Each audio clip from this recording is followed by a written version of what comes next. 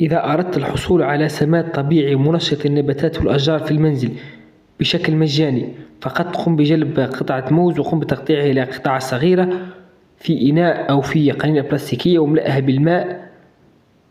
بعد أن نقوم بقطعها نقوم بتغطية القنينة بقطعة قماش ونتركها في الظل بعيد عن أشعة الشمس لمدة حوالي أسبوع حتى يتحل ويتخمر هذا السماد. بعد أن يتخمر هذا السماد نقوم بتصفيته حتى يصبح المحلول في جهة والموس المخمر في جهة. بعد أن نقوم بتصفيته ونحصل هذا المحلول نقوم بتخفيفه بالماء ونقوم بري النباتات والأشجار لديك بهذا المحلول، وإن شاء الله ستحصل على نمو سريع وثمار خالية من الأسمدة الكيميائية. لا تنسوا متابعين الأوفياء الاشتراك في القناة، والسلام عليكم.